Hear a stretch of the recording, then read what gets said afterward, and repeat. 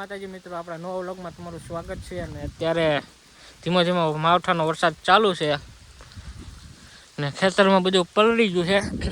અહીંયા સોયાબીન હતા એ પણ પલળી ગયા છે ને બધું અત્યારે ખેતરમાં નકરા સોયાબીન આવેલા હતા ને ડુંગળી છે। ડુંગળી હવે કાંઈ લાગતી નથી, બરાબર પાક છે, બાકી બધું પલળી ગયું। આવે નારિયેળી, ચીકુડી ને કેળ ને એવું બધું છે। બાકી આ સોયાબીન 3 દિવસ ઉપરા ઉપર એક ધારો વરસાદ આવે છે, કાંઈ બચ્યું નથી।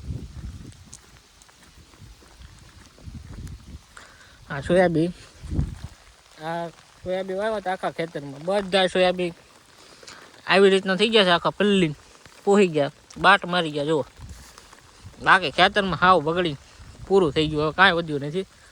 નવું વાવી હતી વારો, બાકી આની બધી મહેનત ફેલ, ખેતરમાં કાંઈ નથી બચ્યું। આમાં બી સોયાબીન હતા, એટલામાં બી સોયાબીન ને ઉપર છે ડુંગળી વાવેલી છે, એટલે વધુ કાંઈ નથી। આખું છોમાં હું પેટ બધું ખાલી ગાયબ, વાવ્યું થી બધું પલળીને બગડી ગયું।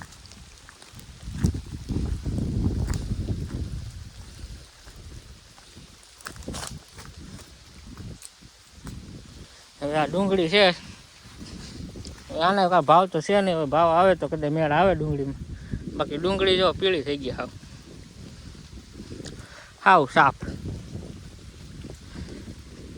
જો આમાં સોયાબીન વાવીને ભેગા નથી કર્યા, હજી કોળિયું પડી છે।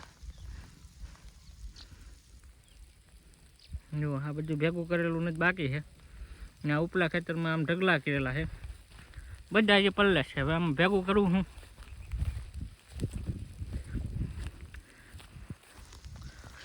અમારી આ વાડી આવું ડુંગરામાં આવેલી,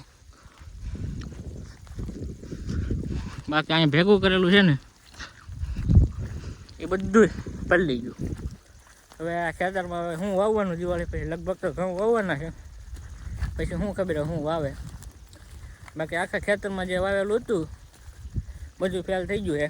હવે નવેસરથી નવું વાવવાનું, આનો બધો ખર્ચો માથે, નવું વાવી હતી લેણું નીકળે, બાકી આ બધો ખર્ચો થયો છે એ બધો ફેલ। જુઓ અહીં સોયાબીનના ઢગલા કરેલા છે વાટી વાટી, આ જો બધા ઢગલા છે ને એમણે પલ્લે। હવે આમાં શું ભેગું કરી લેવું, બધા સોયાબીન છે ને પલળી ગયા આખા ખેતરમાં, અડધા ભેગા કરવાના બાકી, આવડા થોડાક ભેગા કર્યા, આવડા એટલા ખેતરમાંથી લાવીને અહીંયા ભેગા કર્યા છે।